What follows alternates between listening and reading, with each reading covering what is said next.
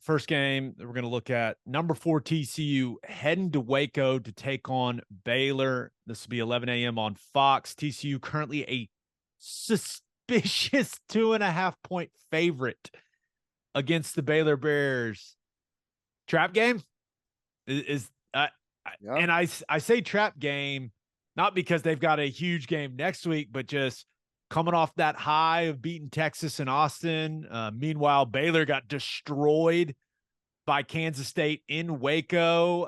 Is that why this spread is as small as it is? I'm trying to figure out what the odds makers are thinking here, Ted, because 2.5 with what these two football teams have been up to this point, 2.5 makes no sense.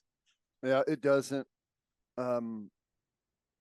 I didn't see much of the Baylor Kansas State game, so I don't have much to offer on that. But I know Baylor is much better than how they performed against Kansas State. I'm not saying they're better than Kansas State, but they're better than that final score. And I think that shows a little bit here in this spread. Now, if TCU plays their best game and Baylor plays their best game, I think TCU wins it. But you're right. There's factors here. There's TCU, coming off of that Texas game.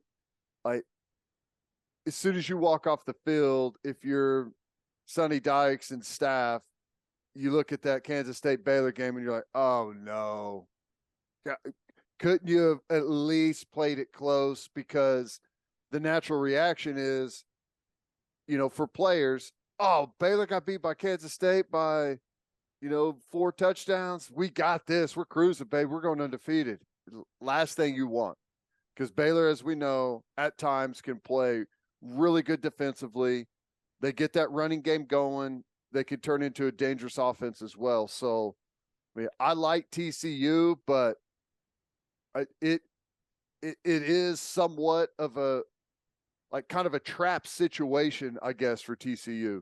Yeah, like the letdown maybe is a better term for it. Yeah. But I know one thing: if the TCU defense that played against Texas shows up, they're going to win comfortably.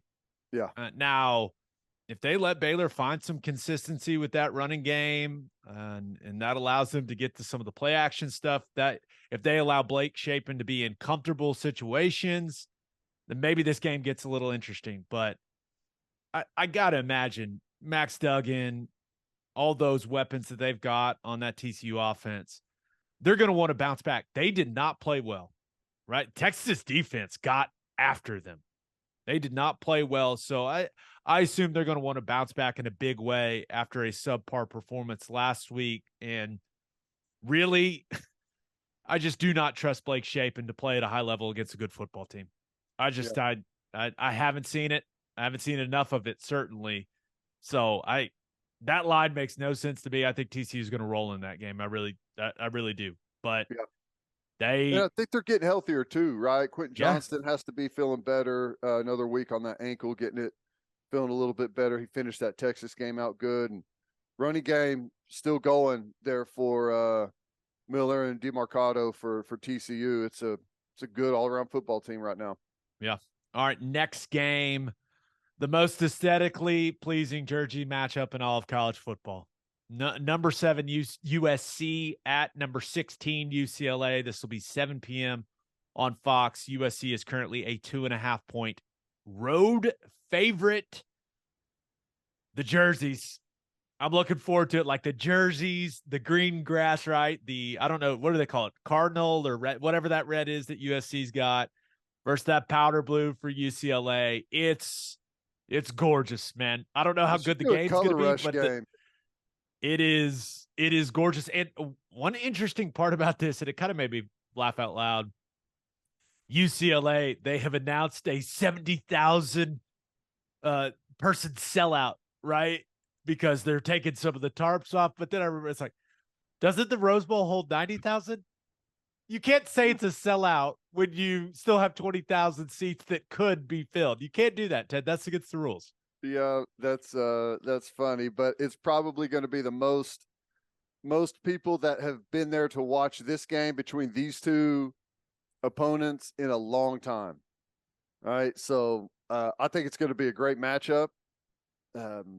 USC they've survived, but it feels like some of their flaws have slowly started to be exposed a little bit. UCLA coming off a surprise loss to Arizona, where they let that quarterback run around all over the place on them. I think it's going to be a great football game. If I had to take a side right now, I'd probably take UCLA, but that performance against Arizona really has me questioning. I'm with you, and it's not like, oh, you're on the road in Tucson. No, that game was at the Rose Bowl, and they just kind of really started slow. And if you can't slow down Jaden DeLora, good luck with Caleb Williams and what he can do with his mobility and his ability. It's a good practice week for Caleb Williams. No kidding. No kidding. But I definitely think points will be scored in this one, because you look at each team. I mean, there's just no doubt the weakness of each of these teams is their defenses. And the biggest question for USC for me coming in this game is, okay, how do they handle the loss of Travis Dye? Yeah. Right. And I know they have other backs. I understand that. But how much more can Lincoln Riley ask of Caleb Williams? He's already put the offense on his back. Like, do they get him more involved in the run game? Do they have another back step up? Right. Do maybe they find some more explosive plays in the passing game as some of those receivers get a little healthier for him? I don't know, but you really can't ask Caleb Williams to do much more than he's already doing. And for whatever reason, I just feel like UCLA is a more physical team coming into this game. And it has a lot to do with the way that Zach Charbonnet runs.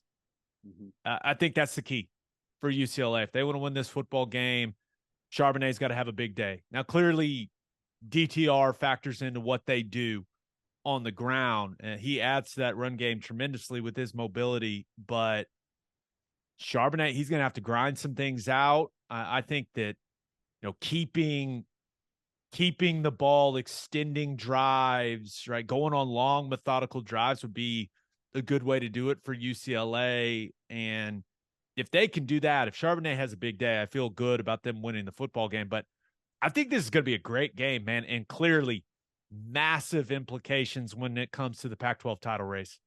Oh yeah. This is a big one. USC's been able to survive. Their defense has been giving up a lot of points, a lot of big opportunities. Caleb Williams has done a lot, but even his numbers, like, he's still putting up big numbers, but his completion percentage has dropped a bunch, and he's still so creative out there, and they've got such good weapons that this is one of those where you can't just I think they're going to dominate the run game too, UCLA, but USC, they're never going to be out of it. They're always going to be like a 70-yard touchdown away from getting themselves right back within one score. Or, if you take the lead on them and there's a minute left, hold on to your butts, because Caleb Williams is going to find a way to get down the field. So I wish it wasn't being played the same time we were, and we'd be able to watch a little bit more of it, but maybe we'll catch the end of it. Yeah, hopefully.